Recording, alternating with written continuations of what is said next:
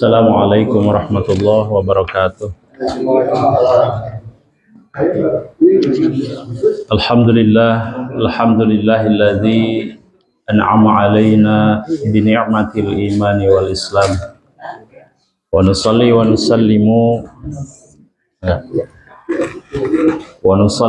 nusallimu ala sayyidina wa maulana Muhammad sallallahu alaihi wasallam wa ala alihi wa sahbihi ajma'in. Rabbi israh li sadri wa yassir li amri wahlul 'uqdatam min lisani yafqahu qawli. Amma ba'd.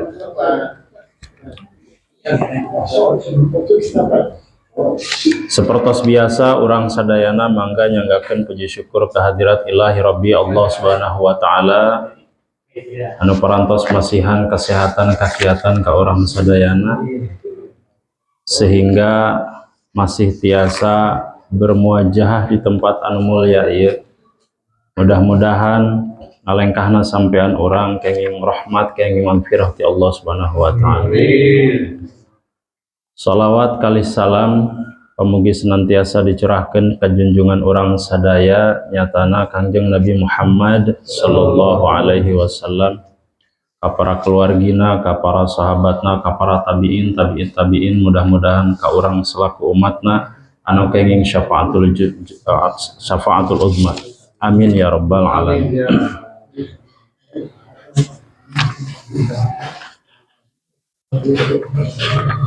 Bapak-bapak sadayana anu mudah-mudahan urang sadayana kenging rahmati Allah Subhanahu wa taala. Dina wengi ayeuna urang bade membahas perkawis khunsa. Naon khunsa teh, Pak?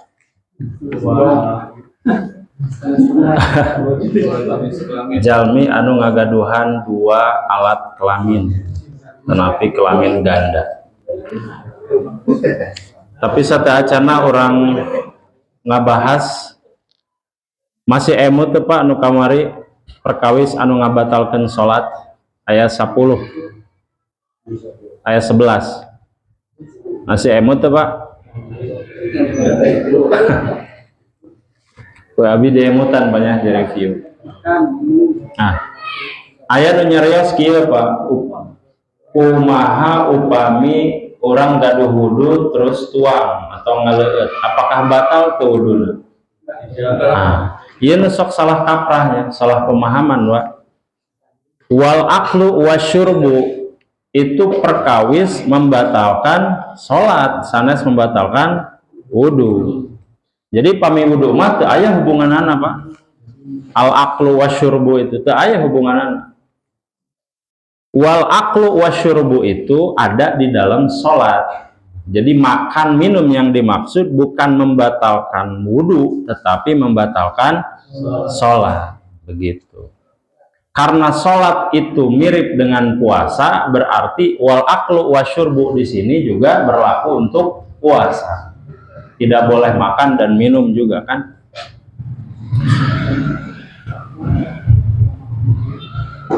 Oke, orang nge-review anu minggu kamari al kalamul amdu ucapan anu disengaja anu sanes bacaan salat. Nah, bacaan sareng gerakan di luar salat itu tidak diperkenankan. Al kalamul amdu.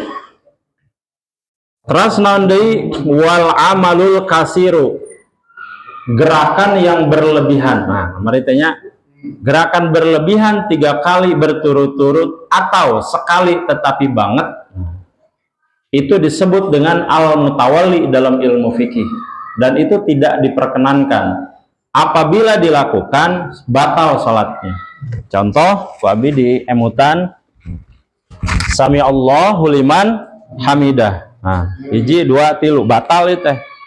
Atau Allahu akbar 1 2 3 ayahnya aya nu sakieu teuing siga per gitu.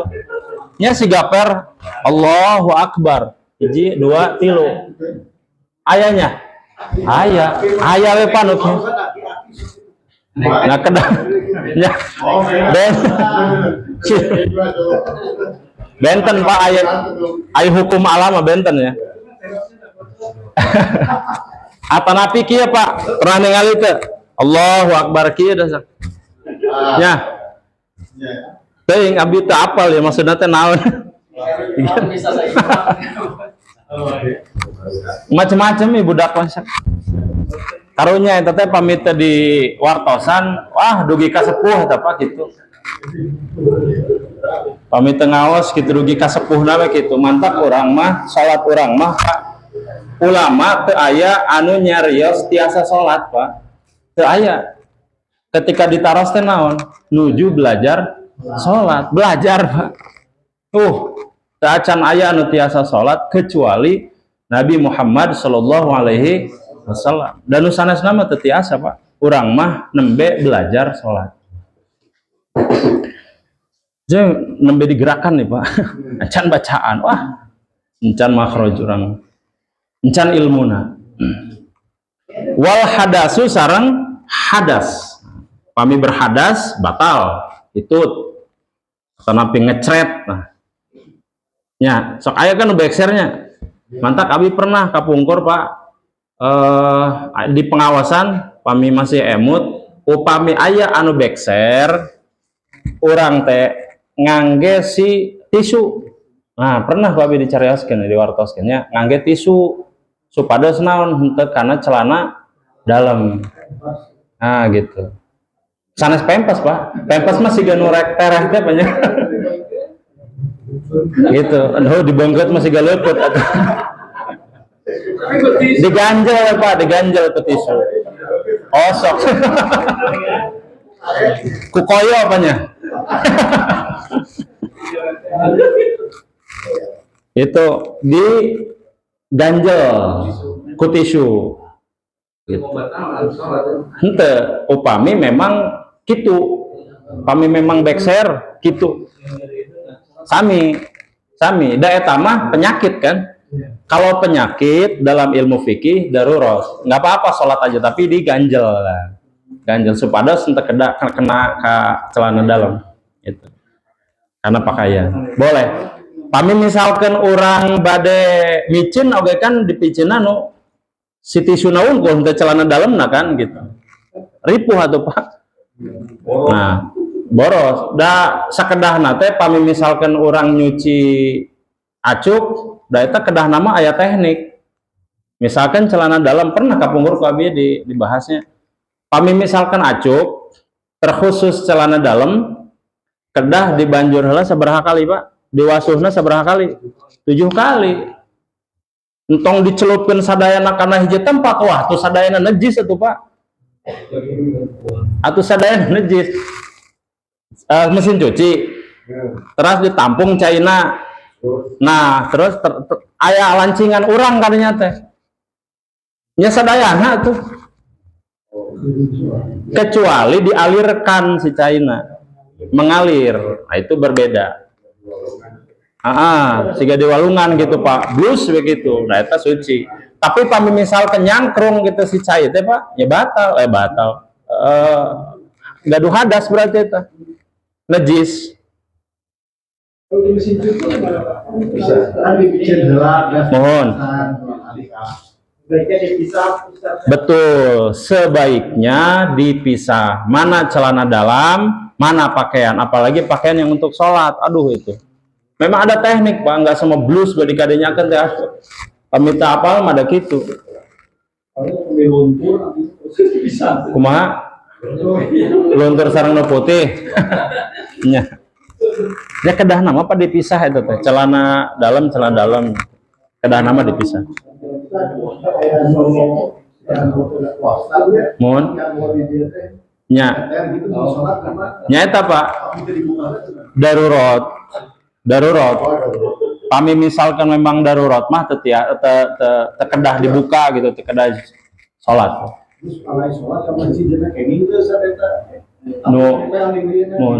Da teu sawios Pak.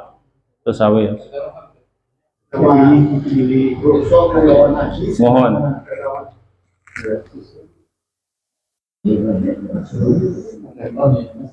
Kehati-hatian unggul, ihtiyat unggul. Upami misalkan kinten-kinten misalkan ieu teh bilih nyak celak. Nah gitu, entong. Kami misalkan orang yakin mah, doa mau misalkan tos dibengket, tos dibebur, yakin 100% mau ngecelak gitu, data sawios. Darurat berarti rukhsah gitu. Sareng anu salajengna wa hudusun najasah berarti suci tina najis.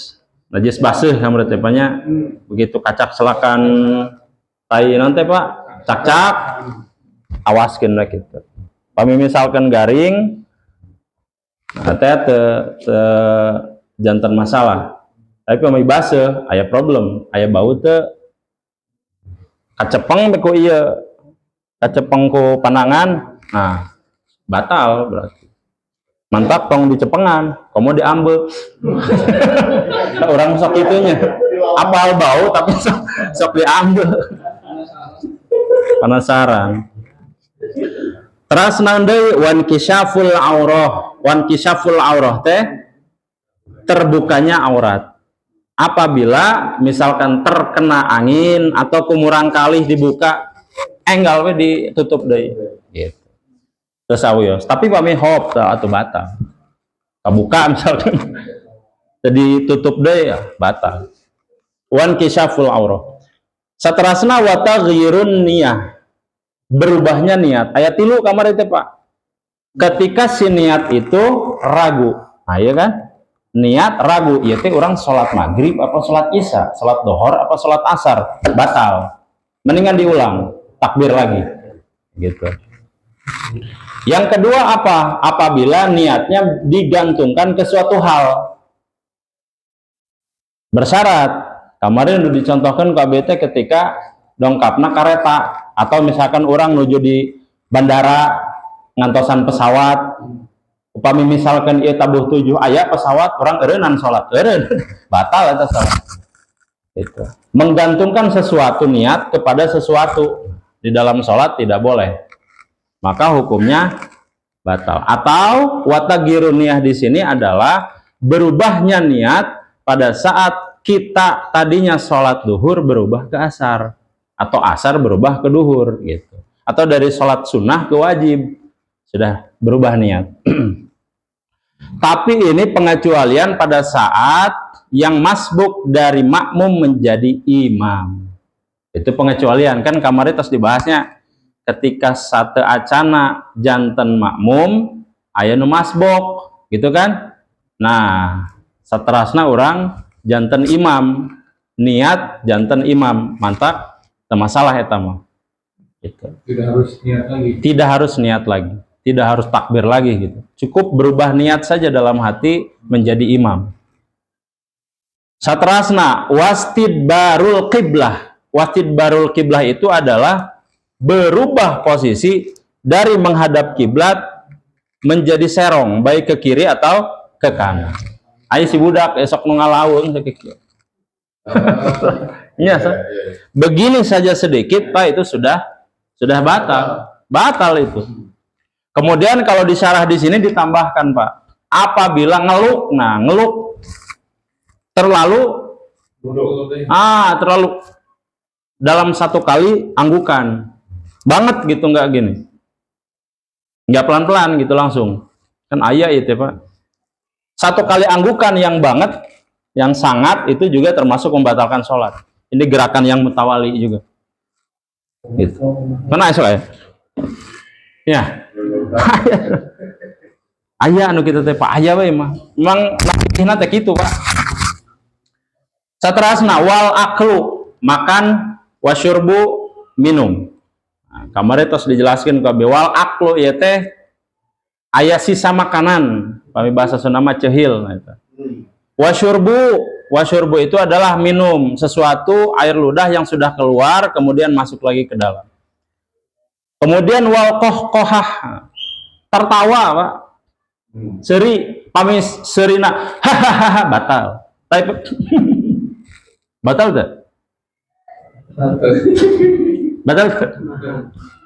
Kohkohah itu adalah tertawa yang lebih dari satu huruf, sama dengan kalau di bahasa Arab itu kan satu huruf itu punya makna Pak. Ro, lihatlah. Hi itu punya makna di bahasa Arab mah.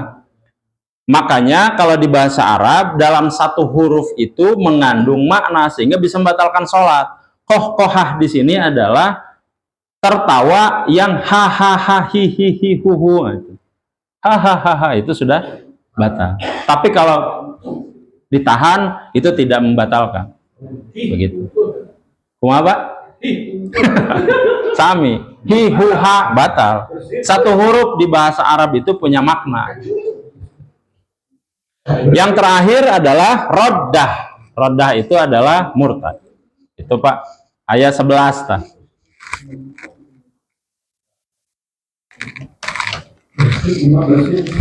Bersin sewajarnya.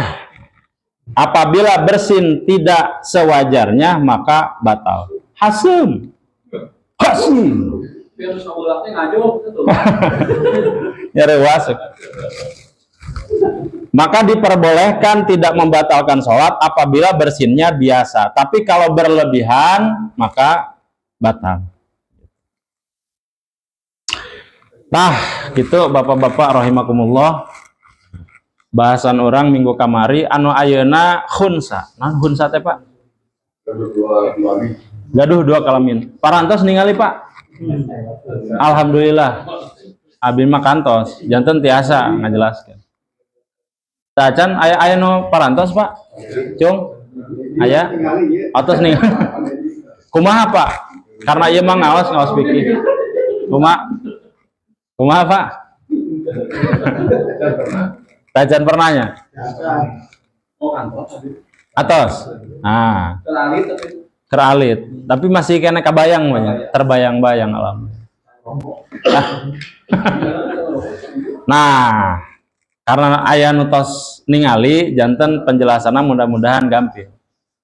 Khunsa dalam pandangan fikih itu adalah seseorang yang tengah-tengah, Pak. Nu tengah-tengah ya antara perempuan atau laki-laki. Ini seperti di dalam Al-Quran dijelaskan seperti di surat At-Tin, laqad khalaqnal insana fi ahsani taqwim. Sesungguhnya manusia itu diciptakan dalam bentuk yang sempurna. Nah, pertanyaan abdi Pak, khunsa itu sempurna atau tidak? Ayo, sempurna atau tidak? Yakin sempurna? Laqad khalaqnal insana fi ahsani taqwim. Sesungguhnya Allah itu menciptakan manusia dalam bentuk yang sempurna. Khunsa itu sempurna atau tidak? Padahal di surat Al-Hujurat ayat 13 disebutkan ya ayuhan nasu inna ja'alnakum min zakari wa unsa. Bahwa sesungguhnya Allah itu menciptakan laki-laki dan perempuan. Mana hunsanya? Ayo. Ada siang, ada malam. Ada hitam, ada putih, ada matahari, ada bulan. Wasyamsi wasyamsi waduha. Wasyamsi kumaha Pak? Lajengna kumaha? Wasyamsi ada hujan. Ada matahari, wasyamsi waduha wal qamari. Wal qamari itu bulan. Terus apa lagi? Siang malam. Kemudian halodoh hujan. Kan ada berpasang-pasangan. Min zakari wa unsa, laki-laki dan perempuan. Pertanyaannya sekarang unsa ada di mana? Tengah-tengah. Tapi di sini tidak dijelaskan. Di surat Al-Hujurat ayat 13, ya ayuhan nasu inna ja'alnakum inna khalaqnakum min zakarin wa unsa. Menciptakan Allah itu hanya laki-laki dan perempuan. Khunsa tidak disebutkan. Begitu. Tetapi di dalam ilmu fikih, karena faktanya ada, maka dibahas. Jadi kalau di Al-Quran itu, secara spesifik tidak dijelaskan. Tetapi dijelaskan di surat Al-Hajj ayat 5 dalam isyarat. Isyaratnya begini. Di surat Al-Hajj ayat 5. A'udzubillahi minasyaitonirrajim. Ya ayuhan nasu in kuntum fi raibin minal ba'si fa inna khalaqnakum min turab summa min nutfah summa min alaqah summa min mudghah mukhallaqati wa ghairu mukhallaqah. Nah, itu. Ternyata dijawab di surat Al-Hajj ayat 5. Pada saat Allah menciptakan janin itu Pak, tidak semuanya sempurna. Itu jawaban Allah langsung di surat Al-Hajj ayat 5. Kata Allah, wa ghairu mukhallaqah. Ada kejadian yang tidak sempurna pada saat pembentukan janin. Itu semua untuk menjadikan pelajaran kepada manusia. Bahwa ada pihak ketiga itu ada, Pak. Yang disebut dengan khunsa. Nah, gitu. Nah, khunsa ini kenapa dibahas di ilmu fikih? Karena ternyata khunsa ini ada akibat yang akan nanti dijelaskan di dalam, pertama, dalam ilmu waris. Ilmu waris itu kan ada laki-laki, perempuan. Terus khunsa berapa bagiannya? Ayo. Coba. Li zakari mislu hadzil unsayain. Coba diemut-emut, Pak. Materi tentang waris.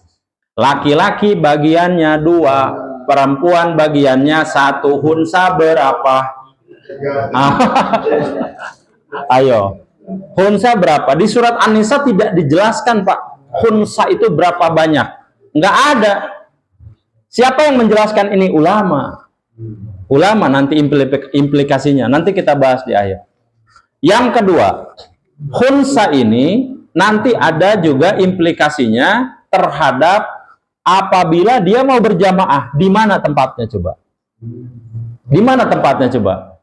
Khunsa itu, Pak, ada hukum kalau kita bersentuhan layaknya dia perempuan. Coba. Kita bisa batal kalau nempel kulit. Gitu, bisa batal. Dan khunsa itu bisa dihukumi haram kita melihat auratnya. Haram, meskipun terlihat secara fisik laki-laki misalkan. Nanti kita bahas lebih jauh ya. Itu di implikasi terhadap fikih itu luar biasa. Baik ke waris, baik dia nanti di sholat berjamaah, atau berkumpul dengan kita orang normal. Itu kita bingung, Pak. Dia mau masuk ke toilet mana coba? Nggak ada, Pak, toilet khunsa. Ada toilet pria, ada toilet wanita. Khunsa di mana? Nggak ada dia. Bingung. Bebas. Di agama kan ini jadi ambigu, Pak. Mau ke laki-laki, ada perempuannya. Mau ke perempuan, ada laki-lakinya, bingung. Gitu. Ini itu prolog. Nah, sekarang pertanyaannya begini. Apakah khunsa itu banci? Apakah waria itu banci? Apakah waria itu khunsa? Coba. Di kita itu dikenal dengan istilah waria dan bencong, banci. Apakah sama nggak dengan khunsa? Beda. Di mana letak bedanya? Kalau khunsa udah kodrat, tapi kalau banci menolak kodrat. Baik. Salah satu pengertiannya begitu. Jadi waria atau transgender sekarang atau transseksual yang sekarang tren itu tidak bisa dikatakan sebagai khunsa. Dan hukumnya nanti kita bahas adalah haram, Pak. Mengganti alat kelamin itu haram. Karena merubah kodrat. Gitu ya. Jadi kita pisahkan dulu. Waria, banci bukan khunsa. Itu dulu. Nah, sekarang khunsa itu terbagi 2. Al-khunsa itu terbagi 2. Al-khunsa itu terbagi 2. Tinggal itu, Pak. Al-khunsa itu terbagi 2. Ada yang muskil, ada yang goiro muskil. Nah, itu, Pak. Ada yang muskil, ada yang ghairo muskil. Ada 2. Sekarang kita bahas dulu yang muskil. Apa itu yang disebut dengan khunsa muskil? Khunsa muskil adalah seseorang yang mempunyai alat kelamin ganda yang dia belum jelas apakah laki-laki atau perempuan. Ini belum jelas, Pak. Laki-laki, perempuan. Ini masih belum jelas. Sedangkan ghairu muskil adalah yang sudah jelas. Ya. Muskil itu adalah khunsa yang belum jelas. Nah, sekarang pertanyaannya, bagaimana cara fikih memperjelas apakah dia ini perempuan atau laki-laki? Ternyata keempat mazhab ini sudah membuat sebuah metodologi, cara-cara untuk menentukan gitu. Dulu itu kan belum seperti sekarang ya. Jadi si kedokteran itu belum secanggih sekarang. Kalau sekarang tinggal nanti dilihat dalam perutnya itu ada rahim nggak. Kalau ada rahim di USG udah pasti perempuan, pasti itu mah, gitu. Kalau dulu kan belum ada, maka ulama hanya melihat dari sisi anatomi, fisik saja. Nah kemarin Pak Hendar tuh ada yang bilang kemarin, bagaimana kalau sudah tumbuh payudara, apakah yakin laki-laki, apakah perempuan? Itu belum tentu Pak. Di fikih itu belum tentu. Karena nanti ada yang namanya penyakit yang disebut, saya lupa namanya tuh penyakitnya, hemofroid ya ini. Khunsa ini. Jadi laki-laki tetapi tumbuh payudara. Ada di Indonesia ada, nanti saya ini diedit aja nih Pak ya namanya. Ada Pak, nanti kasusnya ada tiga orang di Indonesia. Nanti saya sebutkan. Itu dulu. Jadi tidak melulu yang secara anatomi fisik laki-laki, ternyata laki-laki belum tentu. Karena sekarang ada perempuan yang berkumis. Ada kan? Yang tadinya berkumis itu laki-laki, berjanggot itu laki-laki, berjakun itu laki-laki. Sekarang itu perempuan juga sama, Pak. Karena kelainan hormon. Itu. Jadi tidak bisa 100% anatomi ini seperti laki-laki sama dengan laki-laki, belum tentu. Belum tentu. Nah, bagaimana ulama menjelaskan tentang muskil? Muskil dulu. Ini yang belum jelas ya. Ini yang belum jelas. Nah, ini harus dipahami dulu. Ini yang sudah jelas. Nah, kita bahas yang ini dulu, yang belum jelas. Bagaimana cara menentukan kalau dia belum jelas? Yang pertama adalah lihat pada saat dia, atau ditanya pada saat dia kencing.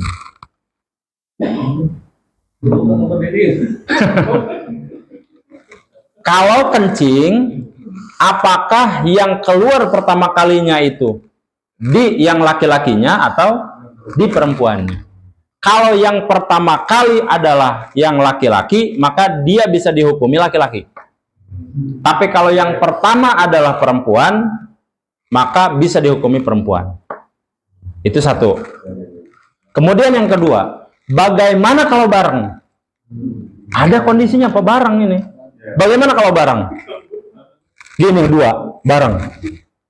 Maka kata ulama, Imam Asy-Syafi'i termasuk berpendapat, lihat mana yang lebih dulu keluar. Bareng, pasti ada yang keluar lebih dulu nih. Nah, itu. Kalau itu yang lebih dulu, maka dia dihukumi itu. Nah, sekarang keluarnya bareng, persis bareng.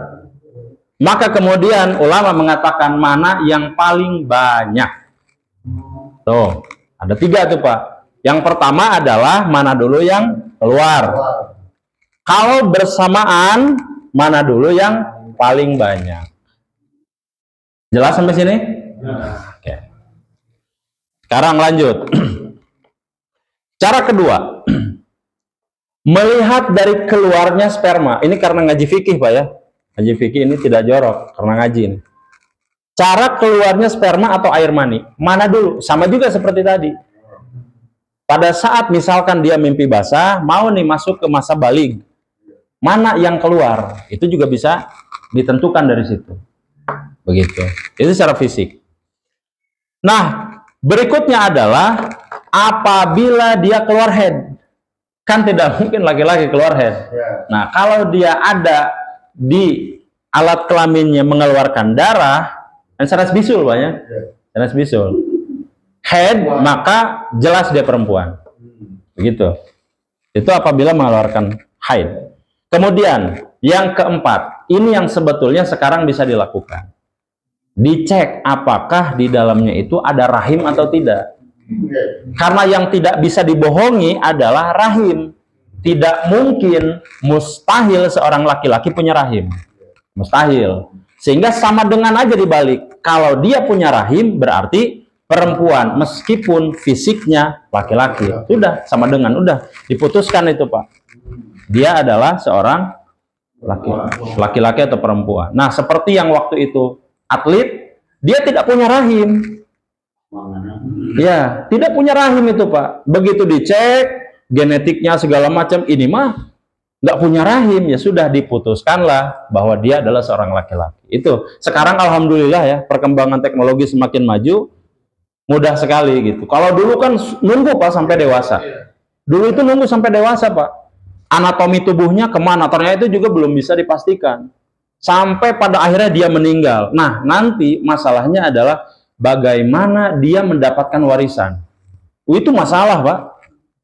Di ilmu fikih masalah. Laki-laki, perempuan jelas di Al-Quran. Khunsa tidak dijelaskan. Padahal di ilmu fikih ada.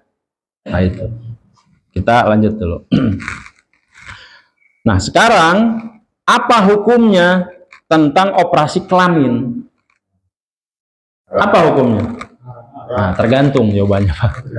Tergantung. Dalam bahasa fikih ada yang disebut dengan takmil. Takmil itu adalah penyempurnaan.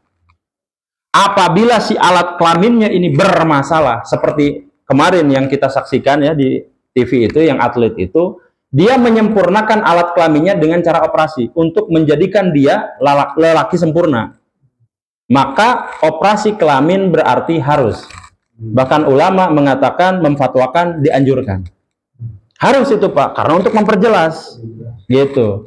Jadi apabila tujuannya adalah memperjelas, maka nanti yang perempuannya ditutup, dioperasi, Pak, ditutup jalannya.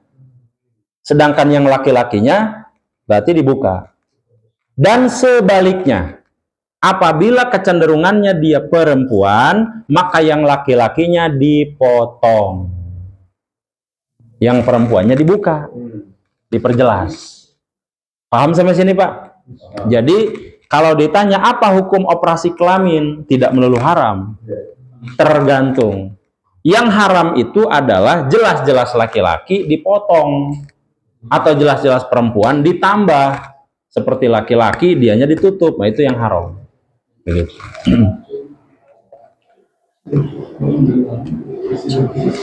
Sampai sini ada yang mau ditanyakan, Pak? Ada yang mau ditanyakan? Sudah jelas sampai sini? Lanjut ya.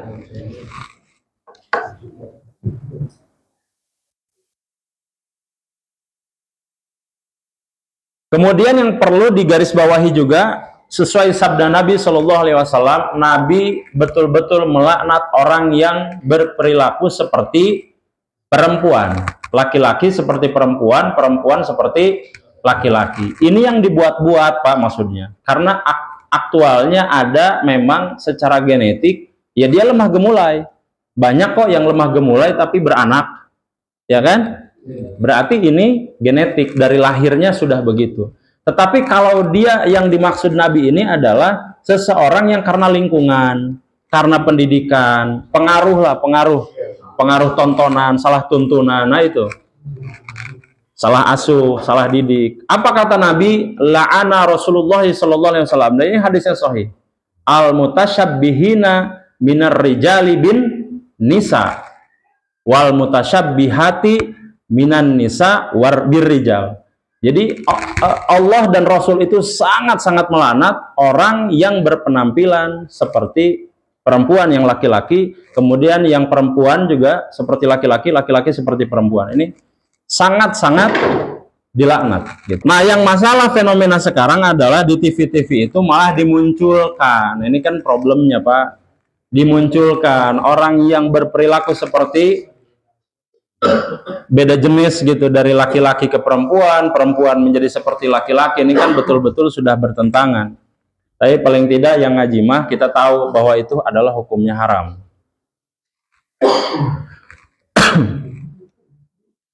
Ini banyak, Pak, ya, kasus-kasus dulu. Salah satunya saya sebutkan, ini terjadi yang seperti anatomi tadi. Jadi secara fisik perempuan, Pak, tumbuh, punten ya, tumbuh dada, tumbuh. Tetapi ternyata setelah dicek kromosomnya itu campur. Jadi kecenderungan dia itu perempuan, tetapi aktualnya laki-laki. Sampai dia akhirnya operasi ke Kanada, dihilangkan payudaranya. Dan ini asli. Akhirnya dia menjadi seorang laki-laki tulen dan disahkan oleh Mahkamah Agung waktu itu, tahun 1973. Dan ini kasusnya ada 3 di Indonesia dan beberapa. Tidak ada rahim. Jadi tumbuh dada, kemudian tidak ada rahim, kemudian yang lainnya bentuknya laki-laki, cuman payudara aja gitu. Jadi kan anomali itu, Pak. Anomali. Nah, yang unik adalah dia punya 2 alat kelamin, yang satunya punten. Kalau kita makan ada bolanya. Dia mah nggak ada, Pak. Apa namanya? Testis. Nah, testis lah gampang, testis. Dia mah nggak ada, Pak. Jadi lurus aja. Nah, kemudian dibuktikan waktu itu oleh saksi yang dari MA, dari Mahkamah Agung. Apakah betul kondisinya seperti itu? Ternyata betul, Pak. Dari saksi Mahkamah Agung itu menyatakan, saya sudah melihat bahwa barangnya si ini tuh kecil dan tidak ada testis. Yang ada adalah yang kedua alat kelamin. Maka kemudian Mahkamah Agung memutuskan dia laki-laki. Dicek juga rahimnya tidak ada rahim, jelas itu. Tidak pernah head juga. Itu memang basicnya begitu, Pak. Kalau khunsa itu basicnya begitu, Pak. Jadi dari sini kita bisa ambil kesimpulan bahwa anatomi itu tidak bisa dipastikan 100%. Yang harus sekarang dilakukan adalah cek dari kondisi si rahim. Ada rahimnya enggak? Kalau ada, berarti yakin itu perempuan. Kalau keluarnya sel telur atau misalnya itu jadi pertimbangan ada tes gitu. Misalnya ya kalau laki-laki sperma misalnya, kalau yang perempuan itu kan sel telur gitu. Bisa saja, Pak. Bisa saja. Apa saja yang bisa menentukan bahwa dia laki-laki atau perempuan itu bisa dipakai. Begitu. Baik dari sisi medis, baik dari pendekatan fikih tadi metodologi, atau kita melihat langsung orang. Begitu. Sampai sini bisa dipahami, Pak? Bisa ya. Nah, sekarang kita masuk bagaimana hukum waris dari si khunsa. Berapa persen bagiannya, Pak? Ada yang tahu nggak? Laki-laki berapa? 2. Kalau perempuan 1. Khunsa? Di ilmu fikih itu, Pak, khunsa itu mendapatkan bagian terkecil. Cuman ini masih pertanyaan. Seperti apa? Nah, ini saya bahas, Pak, ya.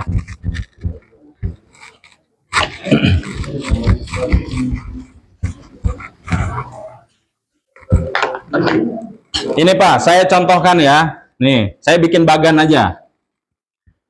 Ini anak laki-laki.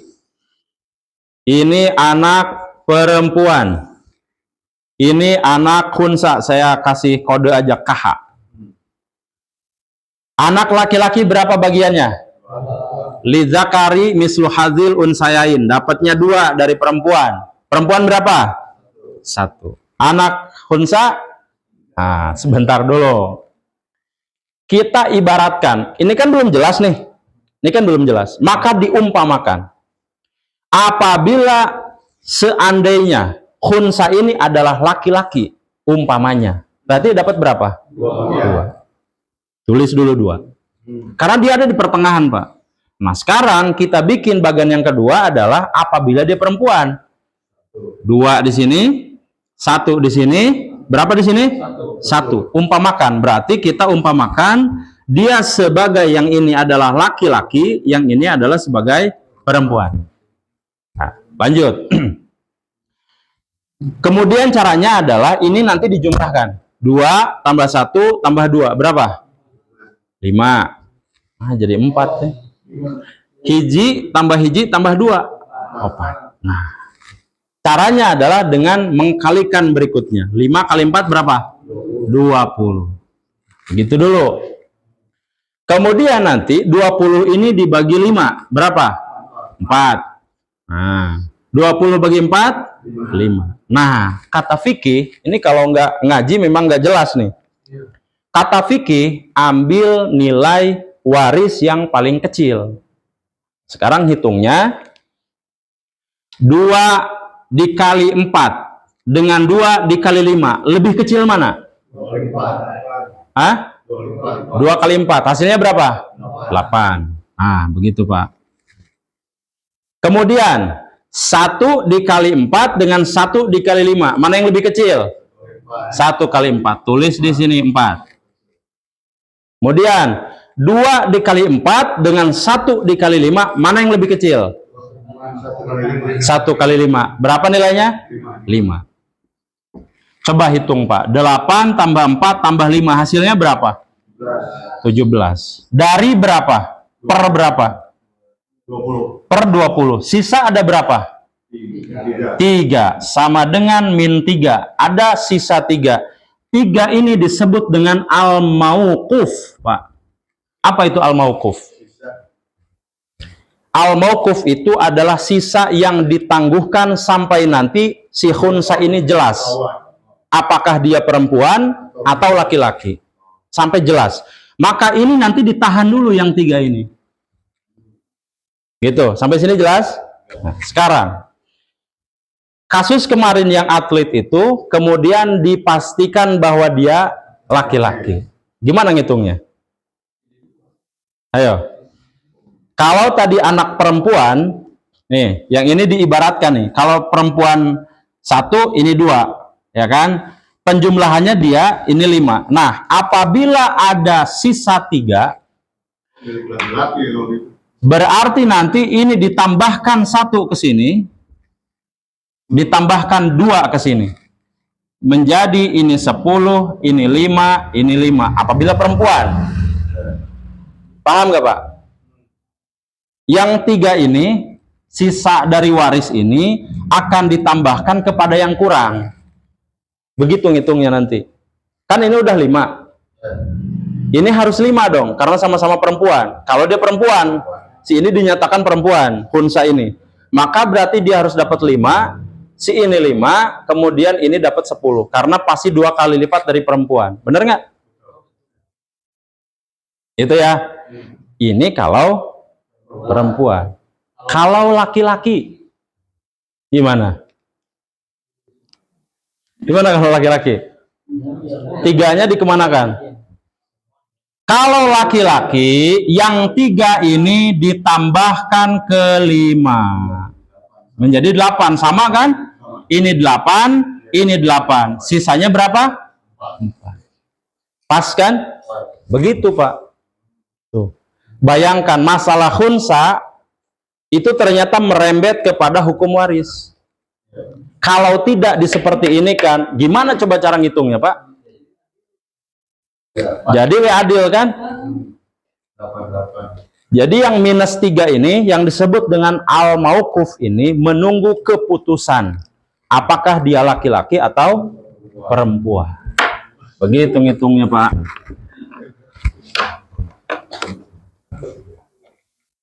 Ini pamit belajar memang rumit itu Pak.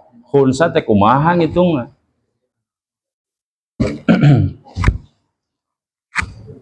Baik, terakhir. Itu implikasi khunsa terhadap waris. Nah, ayeuna khunsa terhadap sholat. Sholat, kumaha coba?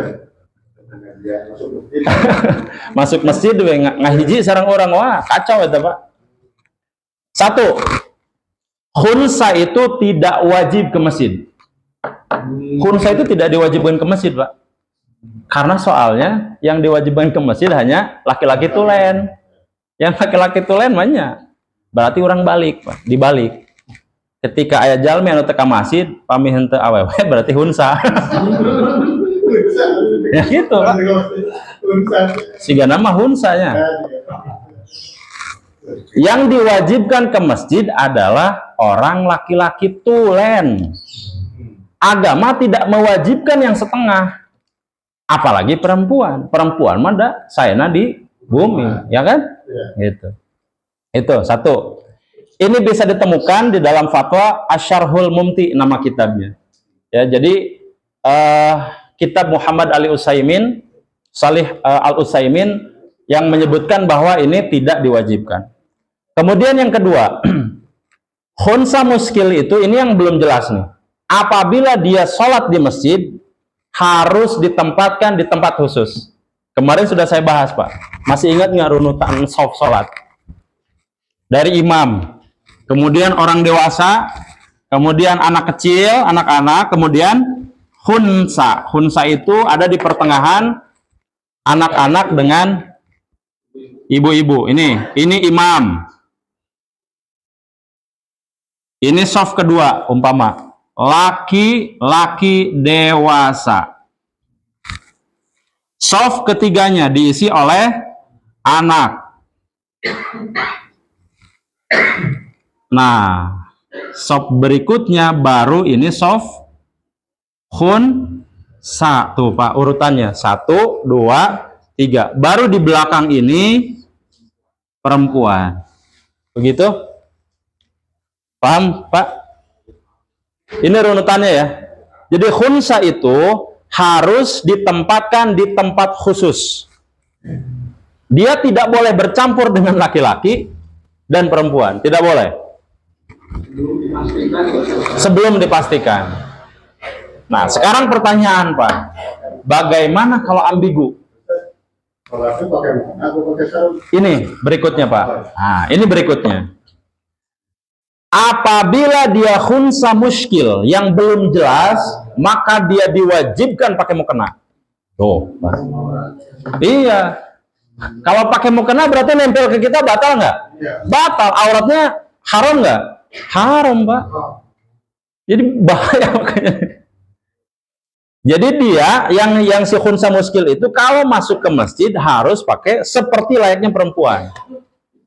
Dan sholatnya berarti seperti perempuan juga. Tetapi masalahnya meskipun nanti ada di barisan perempuan khusus dia, Pak. Jadi tidak bisa nanti kalau imam dia menjadi imam seperti perempuan, misal. Ini saya hapus, Pak ya. Lanjut. Ini perkara hunsa ini spesifik.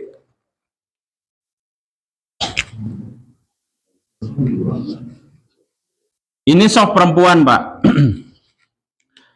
Kaidah pertama, yang namanya khunsa, dia selamanya tidak bisa menjadi makmum dari perempuan. Itu kaidahnya. Khunsa tidak bisa selamanya, tidak bisa menjadi makmum bagi perempuan. Tetapi kalau dia menjadi imam, masih boleh. Nah, sekarang pertanyaannya, kalau dia menjadi imam, apakah posisinya sama nggak dengan imam seperti perempuan? Kalau perempuan gimana kalau jadi imam, Pak? Di tengah, maju sedikit. Itu kan? Kalau kita mah kan maju. Kalau kita maju ke depan, yang lain belakang.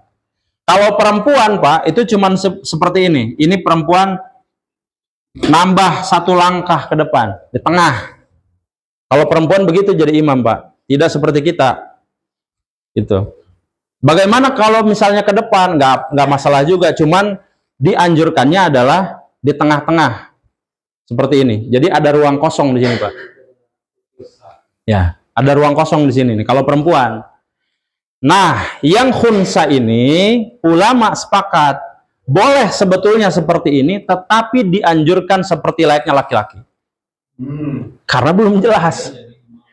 Karena belum jelas ya. Apabila jadi imam perempuan. Sekali lagi, kaidahnya, selamanya khunsa itu tidak bisa menjadi imam bagi laki-laki dan tidak bisa menjadi makmum bagi perempuan. Itu. Kecuali sudah yakin bahwa dia laki-laki, ya udah bebas berarti. Itu.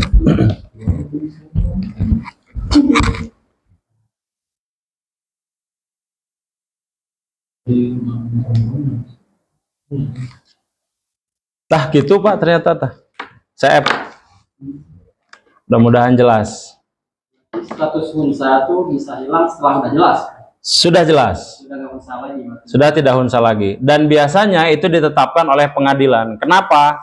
Karena ada terkait dengan administrasi negara. Bapak misalkan namina saha panjangna? Imam nam. Aulia Masri. Aulia Masri. Nah, Imam Aulia Masri misalkan digentos jantan misalkan Novianti kan. Itu kan ada perubahan administrasi negara kan. Nah, itu harus ke pengadilan Pak untuk ditetapkan. Begitu. Ganti KTP semua seperti atlet itu kan semua jadi berubah Pak. Di aktenya berubah, di kakaknya berubah, di KTP berubah kan. Merubah semua administrasi itu harus dengan ketetapan pemerintah. Begitu. Kira-kira kalau dari usia bisa dipastikan laki-laki perempuan? Kalau dulu balik Pak. Balik. Kalau dulu masa balik, masa head kan. Dulu tapi ayo nama hente Pak. Pas bayi tos tiasa di USG ayo nama ya kira-kira kumaha kromosomna ayo nama tah. Secara biologis kan ayo nama canggih lah. Dicek kromosom, DNA segala macam ayo nama. Begitu, Bapak. Ayo no pada ditaroskan Pak, mangga Pak. Masih kecil bukan dewasa Pak ya. Dan berubah kelamin itu buktinya kelamin itu di sini laki-laki. Kebenaran waktu dan mungkin yang kebenaran data sehingga titiknya kecil. Karena itu bila bisa dioperasi di terbesar, ini kekhawatiran jalan keluar, tapi itu setelah melalui penelitian, berarti sampai dewasa dulu tidak akan berubah. Gimana Pak hukumnya? Tadi masuk ke takmil Pak.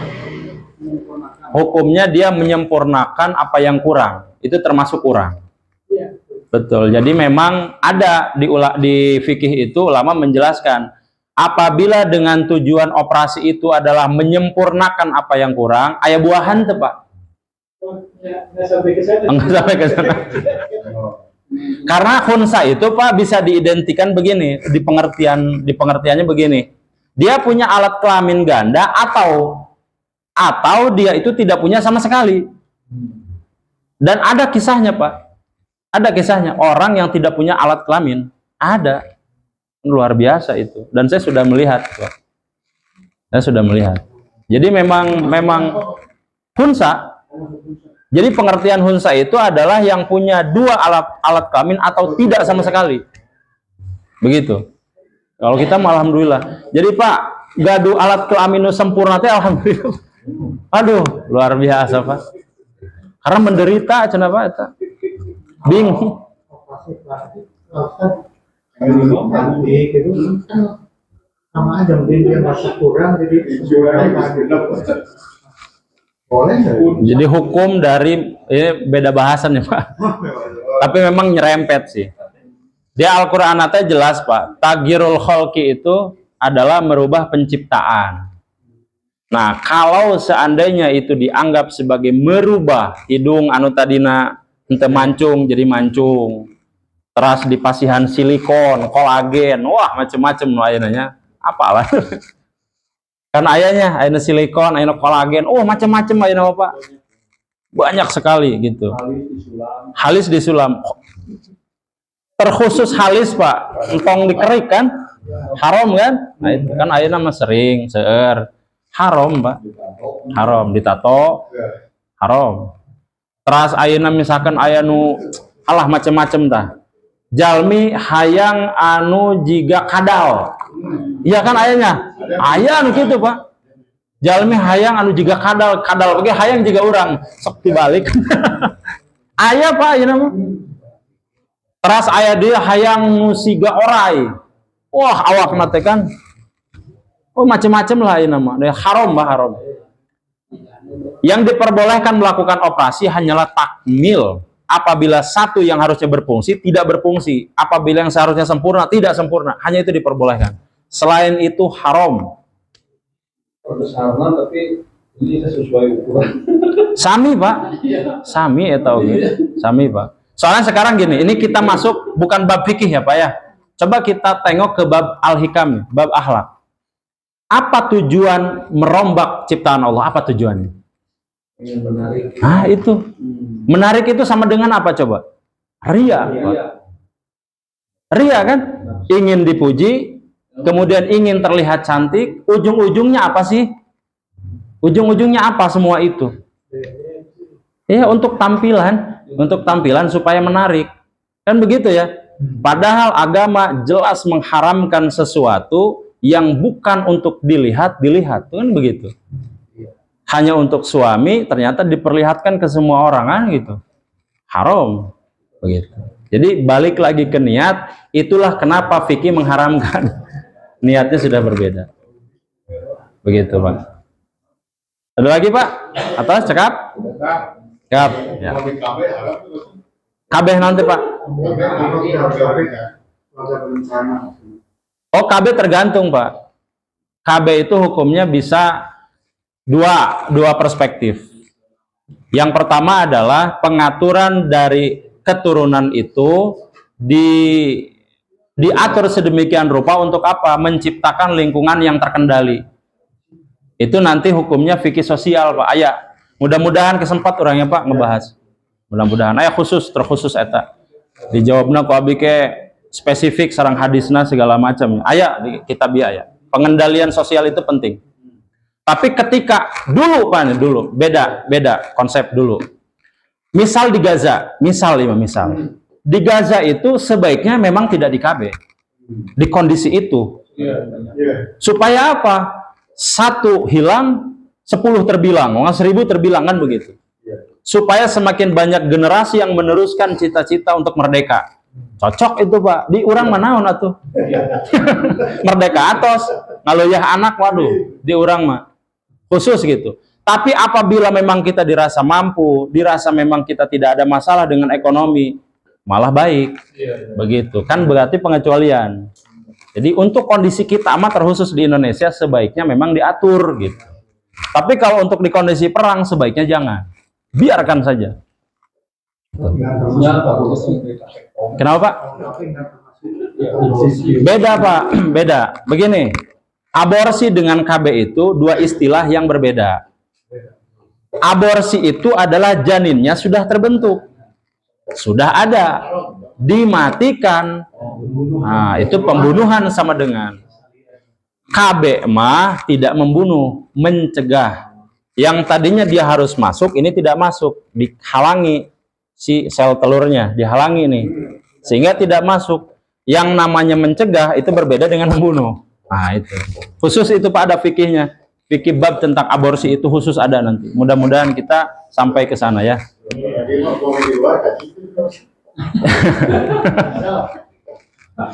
Baik, sudah mulai kacau. sudah mulai kacau sepertinya. Akhirul kalam. Assalamualaikum warahmatullahi wabarakatuh.